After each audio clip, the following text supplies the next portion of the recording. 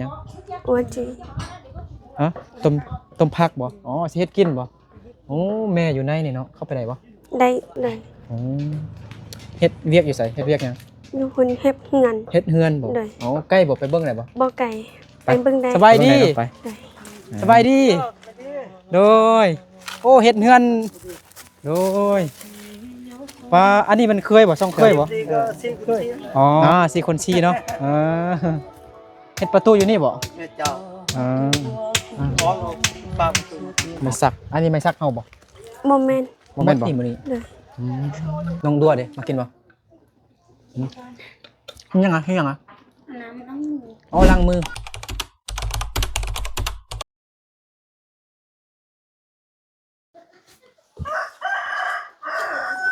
สบายดีพี่น้องเบิดสุขุสุคนที่เข้ารบหักแพงเด้อยินดีต้อนรับเข้าสู่ช่องบ่าวนึกเผาไพรเส้นเก่าเหมือนเคยเนาะตอนนี้คือบ่าวนึกอยู่บ้านน้ำยาบเนาะเมืองเพียงแขวงสยบุรีมื้อนี้มาหาน้องนาลีอีกแล้วพี่น้องเนาะก็พอดีมีผู้ใหญ่ใจดีผู้ใหญ่ใจบุญเพิ่นฝากเงินมาให้น้องนาลีซื้อตู้ใส่เสื้อผ้านะเก็บเสื้อผ้าเนาะมันก็เลยเอาเงินที่ผู้ใหญ่เพิ่นฝากมาให้น้องนาลีเอามาให้น้องนาลีมื้อนี้พี่น้องเนาะนาลีก็ยังบ่มาเด้อน้องนาลีไปซื้อของพี่น้องเนาะเดี๋ยวเฮาท้าน้องนาลีมาก่อนเนาะสบายดีสบายดีน้องนาลีมาแล้วพี่น้องเนาะน้องนาลีไปซื้อของมาเนาะอันนี้มันเอื้อยน้องบ่แม่นเอื้อยชื่อยังก่อนชื่อยังเทเชสบายดีน้องเชต้องเป็นน้องบ่นึกแล้วแหละเนาะเป็นเอื้อยกกบ่แม่นมี3คนบ่แม่นมี3คนเนาะมีน้องเชแล้วก็มีอันน้องดัวแล้วก็น้องนาลีเนาะต้มอีหยังนี่นะเฮ็ดหยังอัวจีฮะต้มผักบ่อ๋อสิเฮ็ดกินบ่โอ้แม่อยู่ในนี่เนาะเข้าไปได้บ่ได้ ไปเบิ่งแม่น้องนาลีเฮ็ดหยังอยู่ตำหยังอยู่เก็บมาใหม่โหลกระเป๋าโอ้เฮ็ดหยังกินเนาะอ๋อโธ่สบายดีแม่นาลีสบายดีสบายดีสบายดีโดยโอ้เอ้ยกำลังอิหยังหั่นน่ะว่าต้มซินซินอันหมูบ่ซิฮะบ่แม่นอ๋อมันเป็นอันลูกชิ้นเนาะมันอ๋อ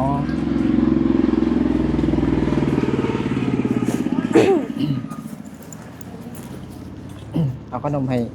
ร้านหน่อยก่อนอ้าวน้าขนมมีใช่เอาฮะยานต้องแม่นไปอันนาลีก่อนมีจักคนก่อนน้องมี2คนบ่นาลีก็กินเด้อเอาให้น้องนาลีเอาขอบใจอ๋อแล้วสิเฮ็ดอีหยังนี่สิเฮ็ดอีหยังตำมี่บ่ตำมี่อ๋อตำมี่ไอ้นึกกินน้ำได้บ่ได้อ๋อขนมไปเมียนก่อนจุ่มถึงวะพ่อได้ซั่นน่ะพ่อได้พ่อน้องได้บ่ได้เลยเวียกบ่ได้มาอ๋อบ่ได้มาเถอะบ่เลยอ๋อเฮ็ดเวียกอยู่ไสเฮ็ดเวียกหยังอยู่คนเฮ็ดเงินเฮ็ดเฮือนบ่อ๋อใกล้บ่ไปเบิ่งได้บ่บ่ไกลไปเบิ่งได้เนาะไปได้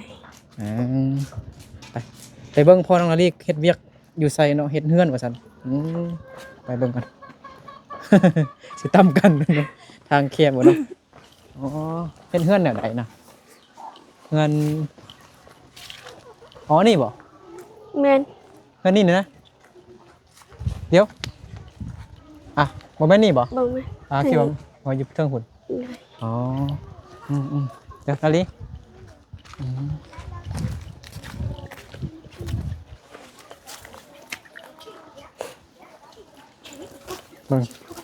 ขนมบ่พอแล้วติโอ้ขนมบ่พอเนาะจังว่าจังซื้อขนมมาอีกแจกเด็กน้อยก่อนขนมอยู่นี่ยังได้น้อยเดียวเนาะเฮ็ดเฮือนอยู่นี่บ่แม่น เฮือนของผู้ใดเอ้ยกกบ่ แม่น อ๋ออ๋อใช่พ่อน้องนะผู้ใด พอเป็นผู้จับไม้หัน อ๋อจากไม้หั่นบ่ ได้ อืมพาเฮ็ดเฮือนแบบนี้ก่อนเนาะอ๋อโอ้สบายดีสบายดีโดยโอ้เฮ็ดเฮือนโดยปลาอันนี้มันเคยบ่ช่องเคยบ่ เป็นเคย อ๋อเฮ็ดเฮือนพอ พอน้องนาลีเนาะอันนี้มันเคยช่องเคยเนาะอืม ว่า แล้วสิเฮ็ดเฮือนครัวอยู่ไสนี่สิเฮ็ดเฮือนครัวอยู่ไสพ่อเฮ็ดอยู่ทางนี้บ่หรือว่าเฮ็ด รวมเลย รวมเลยอ๋อ แบบว่าเข้า โดยมาสู้ข้าวก่อนเนาะหาเงินได้เงินหลายก่อนจึงเฮ็ดเงินยาวเนาะเอออืมดินอันนี้เป็นดินของเอ้ยน้องบ่ แม่น ฮอดไซนี่นะนี่บ่ แม่น อ๋อ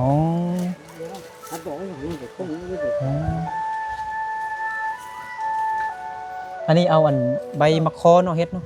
แม่น มุงอันนี้นะโอ้แมทมันจักแมทนี่นะ3เมตรปลายบ่4เมตรเนาะจักแมทนี่นะพอนาลี 4 เมตร 4เมตรทางนี้เด้ ตรงนี้4 เมตร ลงนี่4เมตรลงนี่เด้ จะมีบริเทค ใบแท็กเถอะ ดีก็4คูณ4 4คน4เนาะเฮ็ดประตูอยู่นี่บ่ แม่เจ้า อ่า ขอเราปลาประตู อ๋อแล้วอันนี้มันดินของอันเฮาเนาะเห็นบ่หมดบ่ แม่น ฮอดไซนี่นะ พดทางอัน ฮะฮอดทางนี่บ่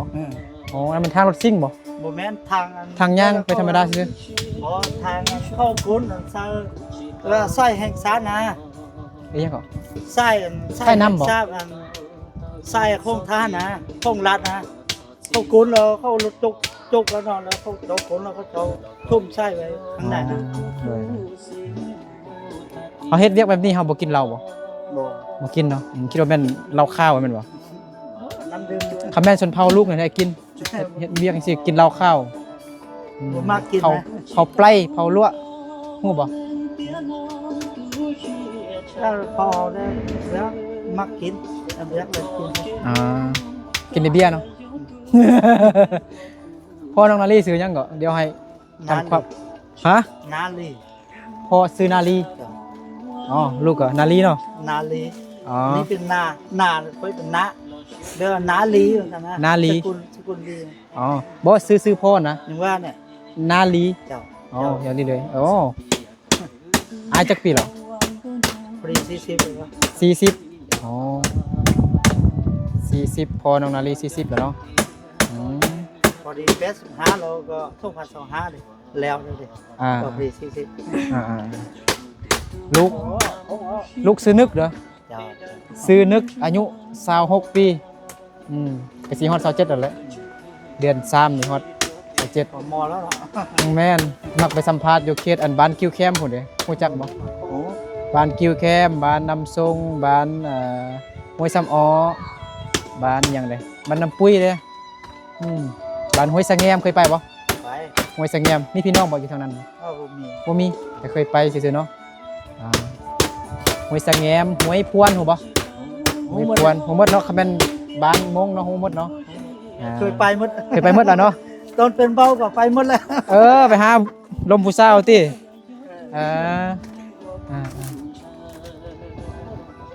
บ่มีหญ้าบ่หญ้าคาน่ะ โอ้ยเดี๋ยวนี้บ่อยากลำมีแล้ว เอาบ่มีแล้วมันอึดเนาะ อ๋อ แบบว่า เอาแต่ใบอัน ดินไผ่ดินมันแล้วก็อยาก อ๋อ เป็นคางงัวมันนะ อ๋อเขาข้างงัว บ่คือแต่กี้เท่ก็มีอยู่ในนี้ก็อยากลำมี เลย แบบว่ามีดินส่วนไผ่ดินส่วนมันนั่นน่ะเราก็เจ้าเป็นคางงัวมัน ต้องเอาเบอร์อันนี้เนาะเบอร์มาคอนเนาะเอาอยู่ใกล้บ่นี่นะบ่ ก็บ่ไกล บ่ไกล เบิกคอนี่ก็ยังมีหลาย มีลายบ่ จากบนกายบนมอก็มี อยู่เขตนี้ยังอุดมสมบูรณ์อยู่เนาะป่าไม้หยังต่างๆ อ่าบ่เขาเปิดเพลงเนาะโอเคนั่นแหละไปเงินก่อนเด้อเขากำลังเฮ็ดกินอยู่เด้บ่อยากเข้าเถอะบ่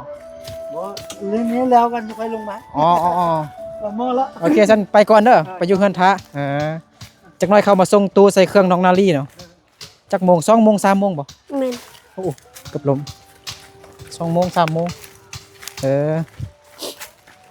ผู้ใหญ่เพิ่นฝากเงินให้ซื้อตู้เนาะซื้อตู้น้องนาลีอยากได้ตู้แม่นบ่ แม่น ซื้อเครื่องอันนี้เขาเฮ็ดยังนี่นะ เขาเห็บ อ๋อ บ่ฮู้ เข้าอันลนแคมแม่นบ่ แม่น งาแคมอ๋อเออไม่ซักอันนี้ไม่ซักเฮาบ่ บ่แม่น บ่แม่นบ่ เลย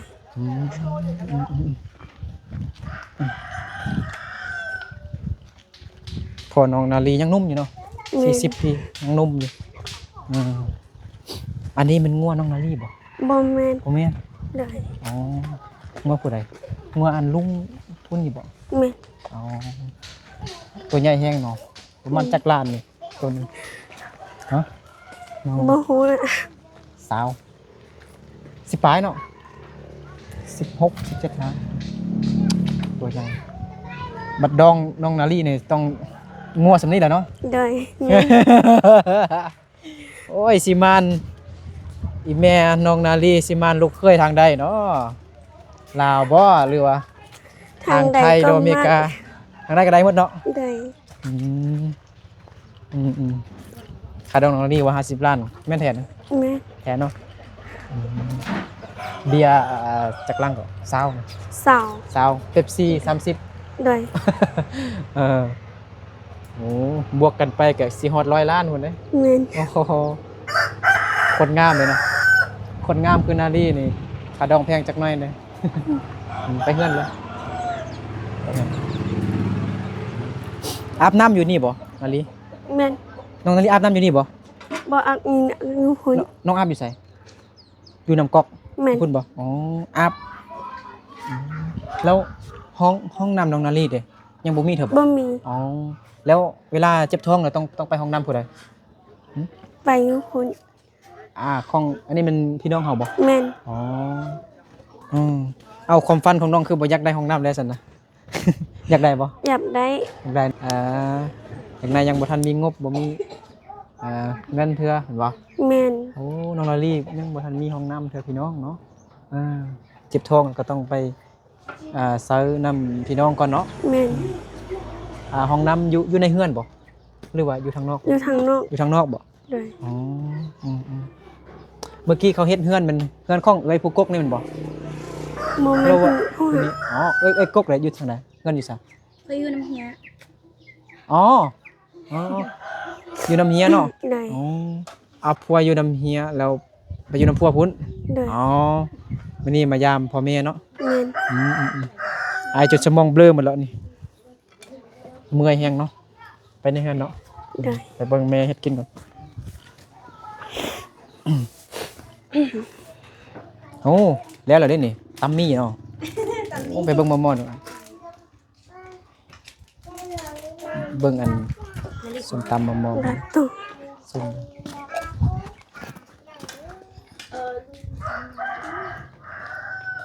ป้าเป็นตาแซ่บแท้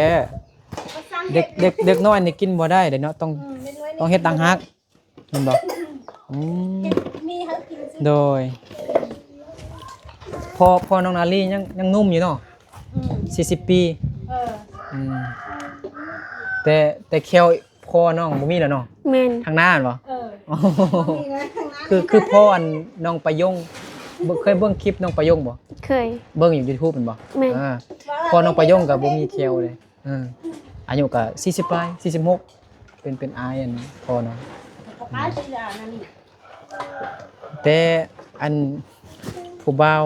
อยู่ทางฝั่งไทยนี่อายุ50นี่ยังนุ่มอยู่เลยแขวยังบ่ร่อนแขวบ่ร่อนลอยต้องกินก่อนบ่นี่ต้องกินก่อนเข้าบ่หรือว่าให้เข้ามาก่อน นู่นเด้ ฮะ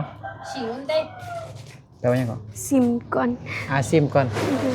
บ่ไอ้ว่าอัน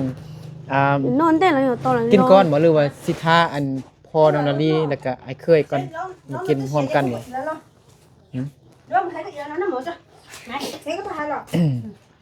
Có ở nè. Có luôn cái nào rồi. Ô luôn cái nào tên nó có đúng không? Cái gì nó xí à? ยับมาอีกแล้ว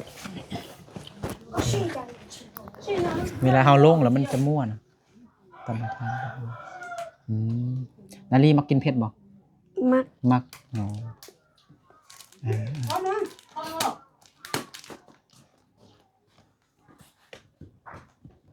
นาลี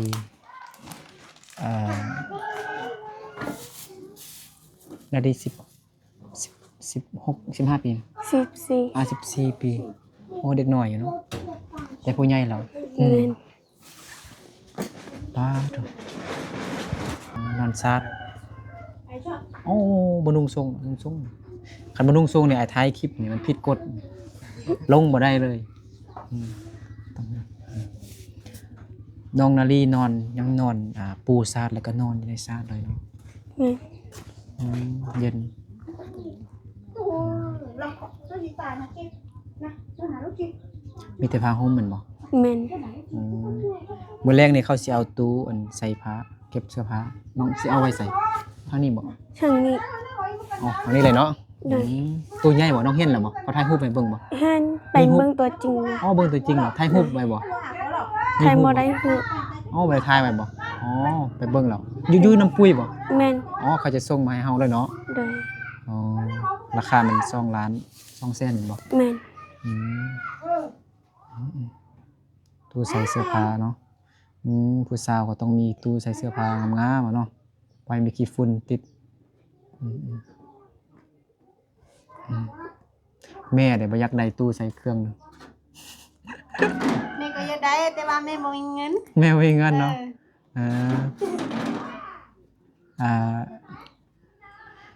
แม่น้องนาลีแม่ซื้อหยังก่อนมื้อนั้นแม่น้องนาลีเว้าอยู่แต่ว่าอ้ายลืมแล้วซื้อหยังก่อนแม่ซื้อหยังก่อนอ้ายค่อยลืมแล้วมื้อนั้น Máy thọ. ซื้อไม้ท่ออ๋อ นางไม้สิเนาะไม้ Nâng máy thọ. นางไม้ท่อท่อเป็นนามสกุลบอก แม่น อ๋อท่อแล้วพ่อเป็นลี่ แม่น มงลี่อ๋อมงลี่แล้วน้องเอาวันนามสกุลพ่อเป็นบ่ แม่น แล้วเอานามสกุลแม่เป็นท่อเนาะ แม่น นาลีพ่อน้องนาลีอายุ40เนาะพ่อน้องมันชื่ออันนาลี แม่น คือกันเนาะ ได้ นาลีอ๋อบ่กินก่อนบ่ครับไปกินบ่กินบ่เราบ่กิน บ่ ครับ กิน ถ้าพ่อแม่มากินน้ำเนาะ ได้ ถ้าไอ้เคยมาก่อนเนาะโอเคเดี๋ยวเพิ่นโอนเงินให้น้องนาลีแล้วเด้อเอากดเงินสดมาแล้ว ค่าตู้อันนี้ผู้ฝากเงินนี่แม่น FC อยู่ทางฝั่งไทยเด้อ ได้ ชื่อว่าอายสมศักดิ์อายสมศักดิ์อยู่ในนี้อายนึกนับแล้ว Cái này nó muốn lưới chứ mà lo. คันบ่มั่นใจให้น้องนาลีนับขึ้นก็ได้เนาะ ได้ Ăn thì có lưới chứ. 2 ล้าน2แสนกีบเด้อโอ้โคตรหน้าเลยพี่น้องเนาะเพราะว่ามันเป็นใบ50เลยนะแม่น้องนาลีมานั่งนี่เบิดนึงก่อนเอาเงินให้ค่าตู้เก็บเสื้อผ้าน้องนาลีนี่ก่อนมอบเงินให้น้องก่อนเนาะRồi có ý. ตอนนี้ก็ยังฟาวอยู่พี่น้องยังฟาวเดินทางไกลพี่น้องเนาะ Cháu thua là ทาง to กี่ đấy. ฝุ่นก็หลายเด้เนาะนาลี ขอบใจเด้อ โดยบ่นับบ่2 ล้าน2แสนกีบเด้อ ได้ ค่าตู้มัน2 ล้าน2แสนบ่ แม่น แพงอยู่เนาะงามบ่ งาน งามอยู่แม่ก็ไปเบิ่งแล้ว Bên bên. อ๋องามบ่ Nhầm nó. แม่อยากใส่น้ำก็ใส่เนาะ Từ nhau đi. ใหญ่บ่ Ờ, อ๋อ nhau. ใหญ่ Nhau là sao 5 căn. อ๋อจะนำกันเนาะเก็บอันเป็นรูปเป็นอย่างต่างๆเนาะใส่ไว้ในตู้เลยน้องนาลียังอวยพรผู้ใหญ่เพิ่นเป็นบ่ไอ้สมศักดิ์เด้อชื่อไอ้สมศักดิ์เด้อฝากเงินมาไอ้สมศักดิ์ FC อยู่ทางประเทศไทย น้องนาลีอวยพรให้ผู้ใหญ่เพิ่นได้บ่บ่ได้เล่าให้บ่ บ่ได้ เอาย่อมืองามๆ น่า แม่ได้บ่ตามไอ้นึกเด้อ ได้ น้องนาลี น้องนาลี ขออวยพร ขอบอวยพร ให้ผู้ใหญ่ใจบุญ ให้ผู้ใหญ่ใจบุญ จงอยู่ดีมีแฮง จงอยู่ดีมีแรง ความเจ็บอย่าได้ คนจักแห่งใด ความไข้ ความใคร อย่าหึ อยากหา มี มี ขอให้ร่ำให้รวย ขอให้ลำให้รวย สาธุ สาธุ มื้อหน้าเรา ใจเด้อ โดยแม่น้องนาลีสิเว้าได้ใดขอบใจผู้ใหญ่เพิ่นเว้าภาษามงก็ได้คือบ่นั้นบ่เว้าภาษามงแต่ว่าให้น้องนาลีแปลก็แปลบ่ได้ซ้ำเนาะผู้ใหญ่ใจบุญอยู่ทางฝั่งไทยชื่อว่าไอ้สมศักดิ์สิกินข้าวเลยบ่เอาเงินให้แม่เก็บไว้จะไปเอาให้น้องซื้อเหล้ากินบ่กินเหล้าติ บ่กินแล้ว กินเหล้ากินเบียร์เนาะ ได้ มื้อนะผู้ใหญ่เพิ่นก็ว่าสิซื้ออันผ้าเสื้อให้น้องเลย ได้ ผ้าเสื้อบางๆเอ้ยหนาๆ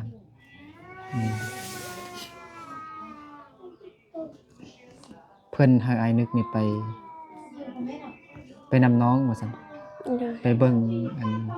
ผ้าเสื้อนะผ้าเสื้อใหญ่ ได้ คันอ้ายวางอ้ายก็สิมาเบิ่งนำ ได้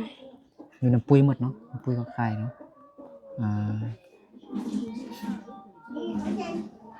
เขาเฮ็ดหยังเพิ่นพ่อแม่แม่นอน บ่ฮู้เฮ็ดหยัง อาบน้ำบ่ บ่แม่น หรือว่าล้างมือสิกินข้าว ล้างมือ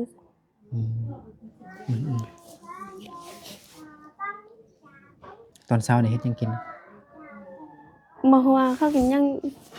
บ่ฮู้ว่าเขา นาลีบ่ได้กินข้าวบ่ แม่น โอ้นาลีบ่สบายเลยบ่เป็นหวัดบ่ แม่น เป็นไอกินยาแล้วบ่ กินแล้ว โอเคกินเลยกินข้าวนะกินเลยมาไอ้ลองซีมึงดูซีมือของแม่ผู้ได้เฮ็ดน่ะผู้ได้ตำเครื่อง แม่ แม่บ่ ได้ บอกแม่มาดูบอกแม่มา นาโลน้อง ไอ้นึกบอกให้มันนี่มืดก่อนสิไอ้นึกบอกให้มันนี่มืดก่อนสิน้องดีบ่สบายมาลูกลองซีมือของแม่ดูลองซีมึงดู สิซ่า สินะ น้ำไม่โทษเจ้าเนื้อไม่โทษเจ้าเนื้อ บ่กินเลยน้องก็กินบ่กินบ่เถื่อบ่ฮะ เดี๋ยวเอาถุงนึงแกนะตะหมอนะ น้องเลยยับไปยับเอาตังค์ยับไป หนาวชิมุดได้ถูกตี ก็จะจุด ไอ้นึกเห็นแล้วก็น้ำลายย้อยแล้วนี่ ตัวให้คนเช่นกันตัวล้อ ไม่ในเราเขาได้จุดเตะđó là nó nữa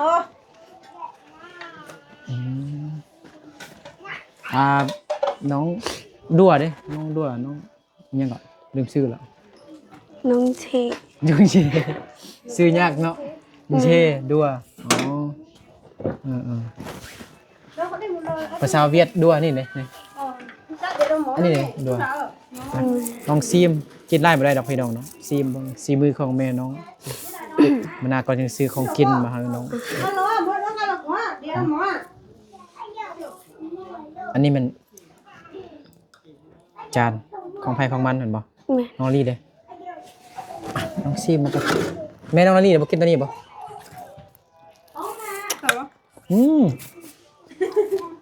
แซ่บ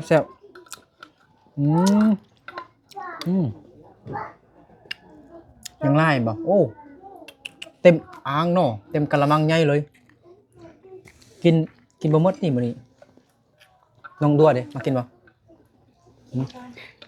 ยังอ่ะ làm nó อ๋อล้างมือเราบ่จับก็ได้บ่เป็นหยังเอาไม้ทั่วเอาเป็นหยัง หนาวชิมุดเดียว โอ้บ่กินเขา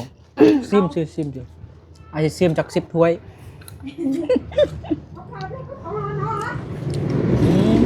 ซีมือของแม่น้องนาลีเฮ็ดแซ่บเด้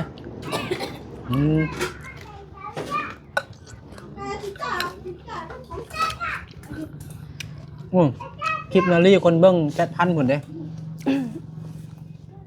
เป็นคนดังแล้วเนาะคนเบิ่ง8,000พุ่น นั่นดิจ้ะนะ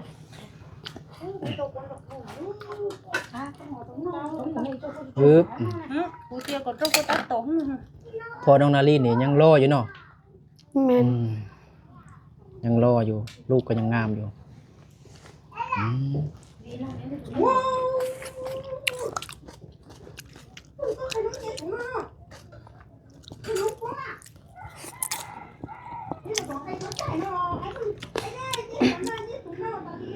ครอบครัวน้องสามัคคีกันเนาะ หน่อย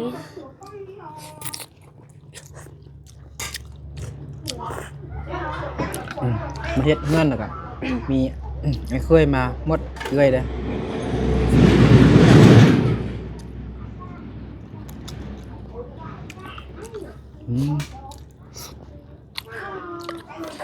เอาลืมเอิ้น FC กินน้ำเด้มาเด้อพี่น้องมากินมาชิมมือของน้องนาลีลูกกินได้อันนี้เด้อ กินแล้ว กินอันนี้ก็ได้ชิม ซิมกิน ยังบ่ทันยากเด้อบ่เป็นหยังบ่เป็นหยังได้แล้วยังบ่อยากเข้าเด้อชิมดูสิมากินได้อันนี้ เว้ยเขาแล้วใส่เลย อืม เสร็จแล้วเขาแล้วกินเขาเลยเล็กเขาเนี่ยทำบ้าลูกกินเขา แล้วนักน่ากินอืม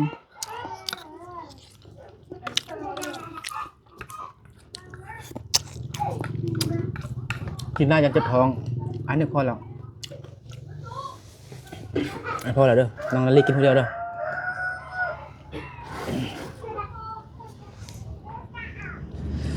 อันนี้แบบอันนี้เอาไว้ใส่ไว้พูดบอก ไว้นี่ก่อนได้ อันนี้เดี๋ยว ได้ โอ้จะไล่ไปเลยอันนี้กินเด้อไอ้ชิ้นเมื่อไหร่ได้ หน่อย ดูคิดไปเลยไหนเดียวอันนี้กลับก่อนเด้อ หน่อย โอเคพี่น้องเนาะบ๊ายบายมื้อนี้เกิดฝ่าวกลับบ้านได้พี่น้องเนาะมันน่าจึงมาเยี่ยมยามทางเขาอีกเด้อ หน่อย โดยบ๊ายบาย FC เด้อ ไป โดยบอกแม่มาดูบ๊ายบายแม่เด้อแม่นาลีพอมาแล้ว ห้องมาแล้ว แม่นาลี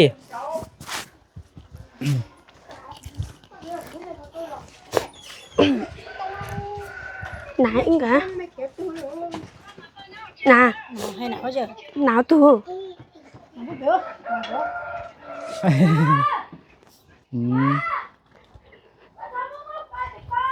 เอิ้นเอิ้นแม่นะ เมน บอกแม่ไปพุ่นบอก เมน บอกเป็นยังบอกเข้าบอกเป็นยังบอกต้องไปกันไปพุ่นหรอประกันกินข้าวเลยนะ โดย ยังบ่ทันยากเดี๋ยว1 โมง 2 โมงอาจจะกินข้าวสวยอาจแค่ซีมือของแม่น้องนาลีซื่อๆเนาะแม่น้องนาลีเฮ็ดกินกับแซ่บพี่น้องเนาะต่อไปกับน้องนาลีก็สิเฮ็ดกินให้แฟนให้ผัวตัวเองแล้วบัดนี้เนาะผัวเนาะซีมือของแม่น้องนาลีก็แซ่บน้องนาลีก็ต้องแซ่บเด้อ โดย โอเคพี่น้องเนาะเดี๋ยวบ่นึกกับทีมงานเดินทางกลับบ้านก่อนเนาะก็ขอบใจขอบคุณผู้ใหญ่ใจดีผู้ใหญ่ใจบุญเพิ่นหลายเด้อขอให้เพิ่นจงอยู่ดีมีแรงสุขภาพแข็งแรงขอให้ร่ำให้รวยสิได้ไขมานขอให้อายุมันคนยืนตลอดไปเด้อสาธุไปบ๊ายบายกลับก่อนเด้อได้แล้วบ่ยากเด้อแค่ซีมือกองอีแม่ซื่อสุดยอด ปั๊บมัก10ให้มัก10เลยมื้อหน้าก็ลูกสาวนี่ต้องเฮ็ดกินต้องแซ่บเนาะแซ่บคืออีแม่นะโอ้สุดยอดเลยปั๊บมัก10เลยเอ้าเดี๋ยวลูกกลับก่อนเด้อมากินข้าวน้ำบดีเจ้าดิเนาะ ก็บ่ดีใจดิให้นอนอยู่นี่ก่อน มากินข้าวแม่บดีเจ้าให้เอาเป็นหยังกินแล้วเด้อเมื่อกี้กินอิ่มแล้วกินอิ่มแล้วกินเผ็ดหลายบ่ได้กระเพาะบ่ดีเด้องั้นรีบไปเบิ่งมาเด้อโอเคบ๊ายบาย บ๊ายบาย บ๊ายบายเจอกันไว้เนาะโดย